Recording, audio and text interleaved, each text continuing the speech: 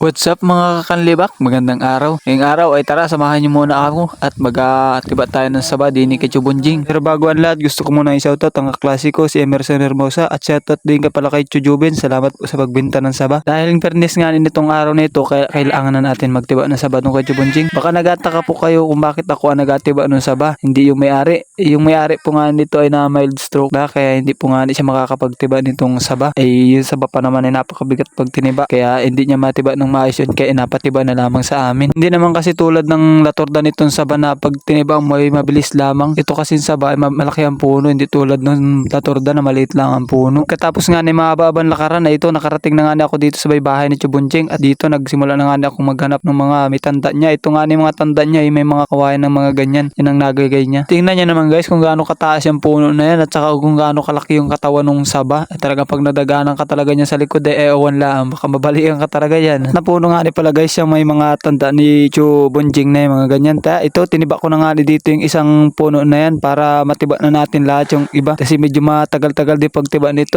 lalo na medyo makulimlim pati ang panahon kaya dinadali-dali ko na rin nga pagtiba nitong mga saba. Baka tayo mabutan pa ng ulan. Medyo malayo-layo din kasi ang lakaran nito. Hatid ko pa ito sa tabing kalsada. Pasensya na pala kayo guys dun sa video at medyo makulit nga ang video dito at wala nga akong kasamang taga-video dito dahil yung mga kapatid ko ay pauwi pala ang mamayang hapon. Pagkatapos ko nga matiba ditong dalawang buwig dito sa baba na saba ay agad ko na nga itong piniling din. Tapos dito binalikan ko nga yung dalawang piling dito. Abat dalawang piling yun, dalawang buwig dito na saba sa taas dahil hindi ko pa nga ito napipiling. Medyo malalaki nga itong nasa taas na ito, yung dalawa sa baba ay medyo maliliit. Ang hirap nga dito sa dalawa na ito ay sobrang daming mga langgam na itim. Tapos dito nga piniling ko na nga muna lahat yan dalawang buwig na saba na yan para tumulo yung dagtat hindi dumikit sa ating mga damit. Kalipas nga mga ilang minutong pag-intay natin pagpapatulo ng dagtat na rin saba ay agad ko na nga dito sinalansan ito sa sakot. Kailangan na rin natin itong hakutin pababa dahil baka nag-aantay na doon sila mama sa baba at hakutin pa naman ito. May mga kasama pa naman ito doon sa bandang ilaya. Baka nag-aantay na sila doon. Ito nga ang pinakamahirap na sa pagsasalansan itong saba dahil gulpi ang lalaki kasi paminsan ng mga saba ay napakahirap salansanin dito sa sako. Lalo na pag gulpin liit ng sako.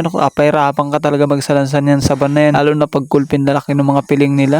Tabingian na talaga yan. Pag hindi ka talaga maalam magsalansan yan. Ay nako. Ito nga sa bandang taas ay nakapuno nga tayo dito ng isang feeds. Pagkatapos ko nga dyan dito tinalian ko na rin yan para mabuhat ko na rin ito nga pababa. Hindi ko na ibinidyo yung pagbuhat ko nito pababa dahil medyo mabigat nga ito at mahirap magawak ng camera at baka mabagsak. Pala nga yung dalawang buwig dito sa baba. Inuna ko nga buhatin yung isang feeds na saba na mabigat kasi yun kaya inuna ko yung buhatin pababa. Tapos iniwan ko muna ring maliit na tapos ito nga binuhat ko na rin ito pababa. Dito nga ako nag-video at medyo magaan-gaan nga ito para makita nyo yung pagbuhat natin dun. Ito nalakula nga dito sa dampa ni Chubunjing para pagsamahin dito yung dalawa. Dito ko na muna hinatid yung isang saba na isang feeds. Dinala ko lang nga muna dito sa baba ng bahay niya at hakutin ko nga papunta yan sa kalsada mamaya at medyo malayo-layo nga lakaran yun. At dito hinakot ko na nga itong saba at di ko na nga pinakita yung video. Sinakay ko na nga dito sa trambiya. Nakadalawang balik nga ako guys at di nga makapagbuhat si Papa at masakit nga yung paa niya. Kaya ito inintay na lang ako dito sa baba sa may tabing kalsada at ako na lang nagbuhat papunta dito sa trambiya. Mama pa nga dito yung pamangking kong pango na yan. May hawak-hawak pa po nga itong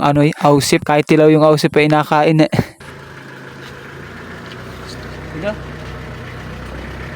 At dito nakarating na nga kami dito kay Chujubin. Binilang lang nga ni mama yung mga saba na yan. Medyo marami nga yung saba na yan. Halos mapuno nga ni trambiya dito sa sobrang dami ng saba ni Chujubin na yan. Binilang lang ni mama at dito. Dinagay na nga namin dito sa trambiya. Sinalansan lang namin dito para makauwi na rin kami. At medyo hapon na nga ay napakulimlim pa baka mag-ulan pati. Hanggang dito na lang muna guys ang video. Maraming salamat sa inyong walang sawang panonood.